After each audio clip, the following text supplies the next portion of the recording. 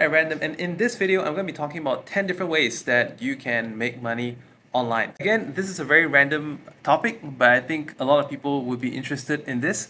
So I decided to basically go through all my experiences of being a jack of all trades and basically give you this video. First and foremost, the easy way that a lot of people can do is freelancing. There are many freelancing websites, but one of the most popular ones, and I think it's a very, very good place to start, is Fiverr.com.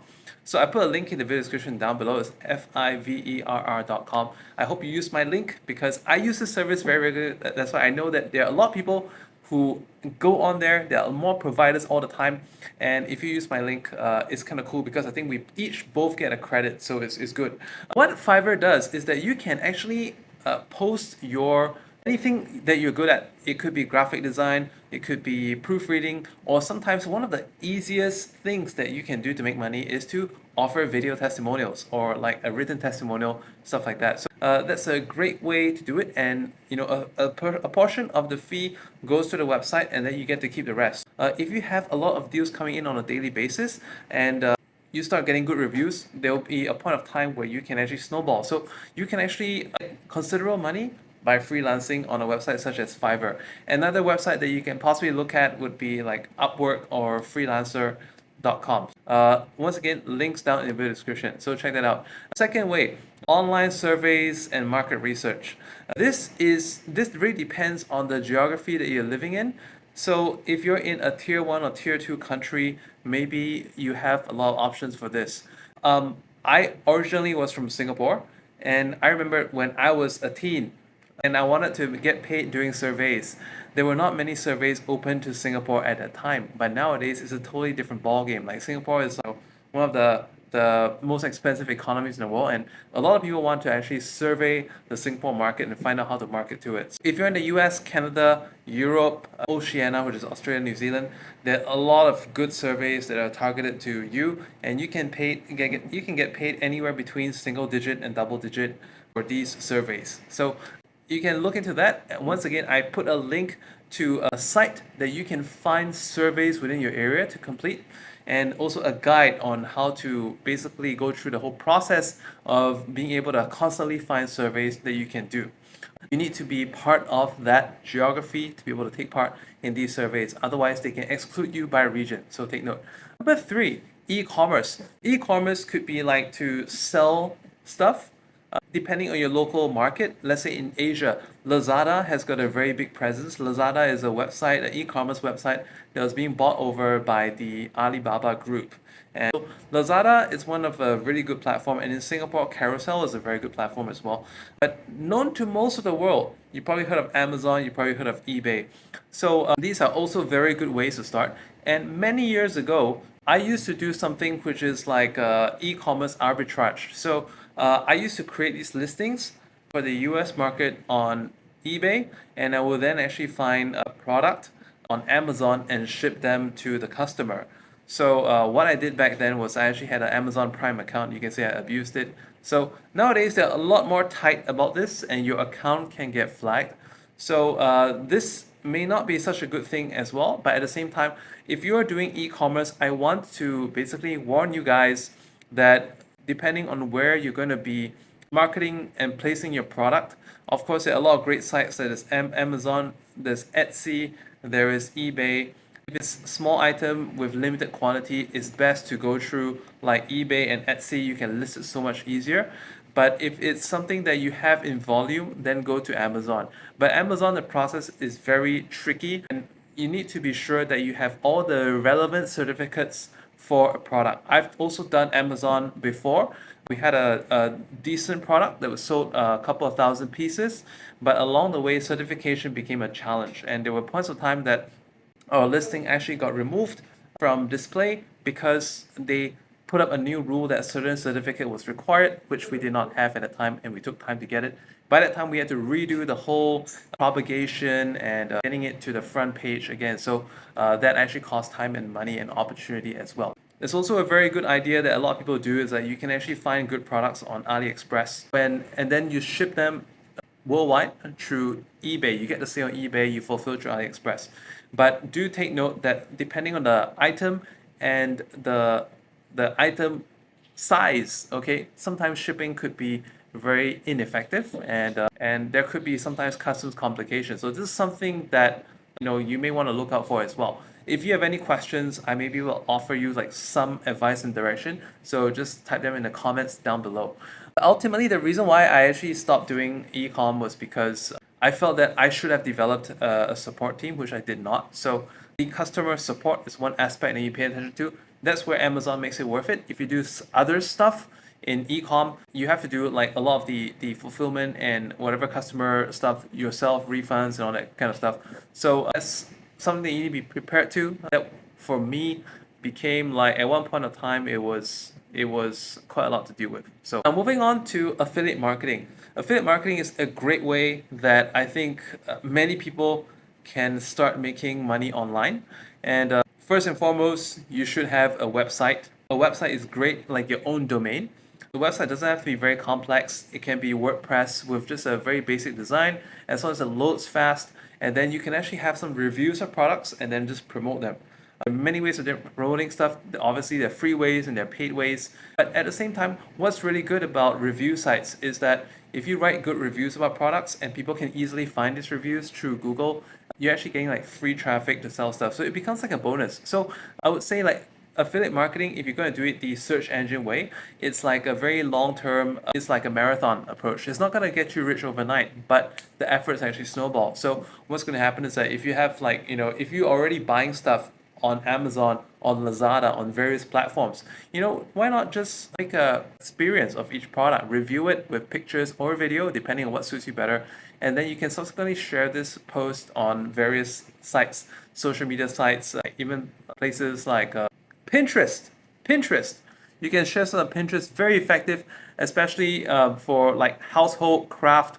You pin it. If your pins get shared, you like a lot of people, get a lot of free traffic. It's a huge place. So and then affiliate marketing. Let's say if there are areas that you are good at, you're interested in. So some of you are like the secret agony uncle or agony aunt. If you're passionate about helping people with certain problems, and there's also a good quality product that can help with that, can actually direct them to a course that can help them solve their problem. So if you want to learn more about affiliate marketing, there are some resources that can teach you how to get into affiliate marketing and also to make money from affiliate marketing. So look in the links down in the video description as well. Let's go on to content creation. So content creation is actually very similar with affiliate marketing because content creation is something that you can use to do a lot of things.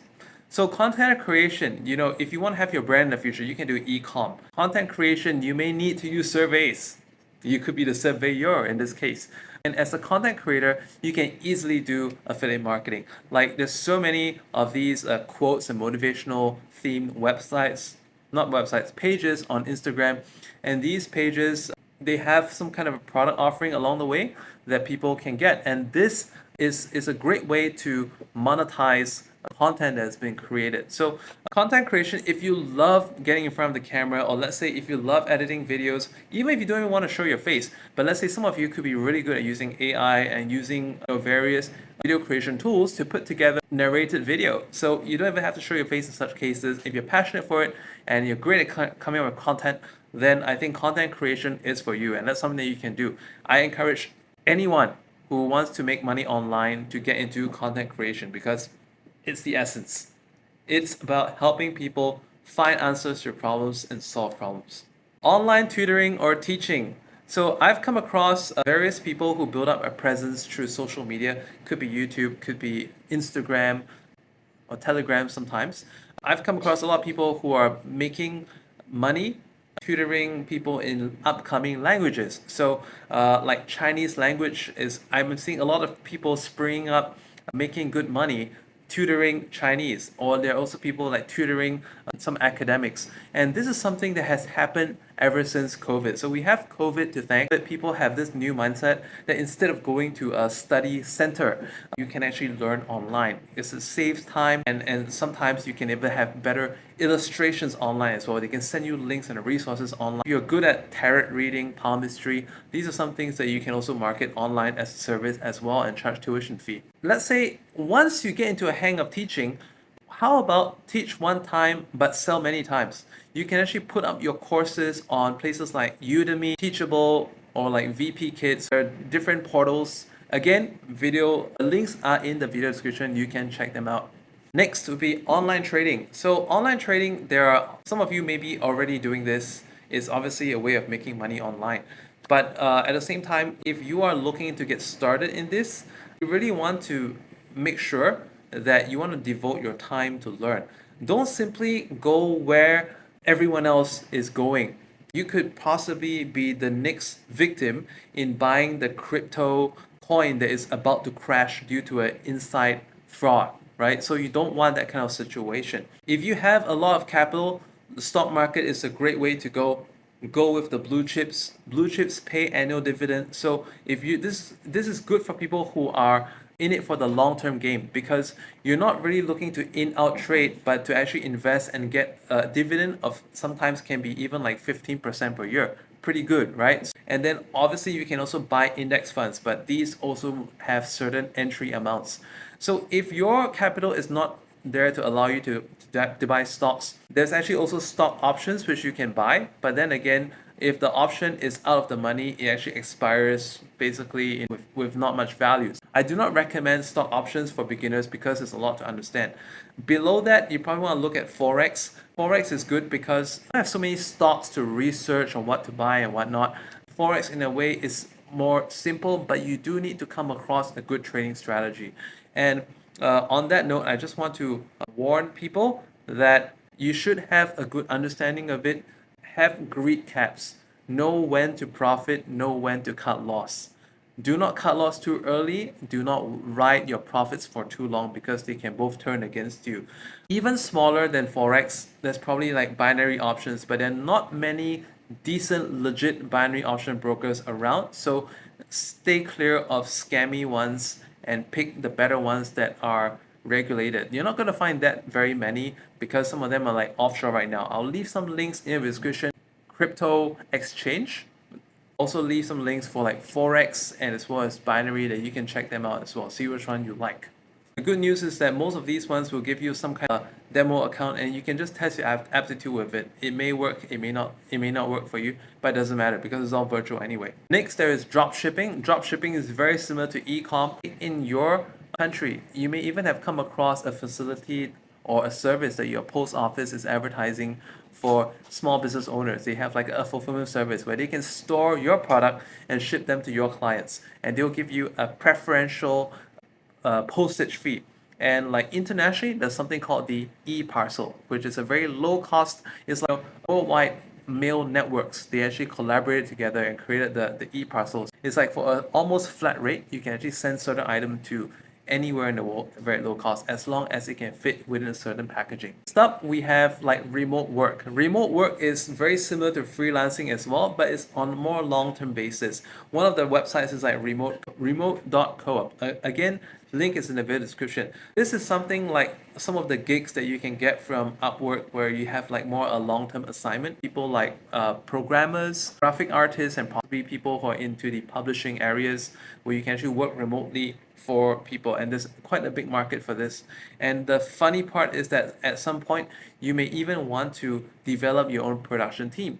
You can actually hire from Philippines people who are fairly good at English and do not require a high salary, and they can help you to get jobs done in this aspect too. It's like subcontracting in a way. Finally, we have app and website testing. Again, it's very related to remote working, but in a way, the opportunities for this come out a bit more differently. You can sign up to become a website tester at websites such as user testing or user analytics, and then see what they have to offer. You may have a prerequisite requirement to have certain equipment. For example, certain things could be iOS device only, some things could be Android only, some could be tablet, some could be desktop. And so you just basically see what is required and what you have and whether this suits you. So I've just finished a top 10 list of 10 different ways that you can make money online. I hope this served to give you some great ideas on where to get started. Maybe along the way you decided that some are more attractive to you than others. And interesting is that everyone has a different idea of what is good and what is not, because one man's meat can be someone else's poison. I'm looking forward to hearing from you. And if you have questions on any of these ones, feel free to write them down below as well. Like I said, I'm like a jack of all trades, but unfortunately, I'm not a master of any one of these. Once again, this is a video from Inspire Random. I hope you found this valuable. Hit the subscribe button, the like button, and bell notifications button to be notified whenever I post new pieces of content. Thanks for supporting. Bye.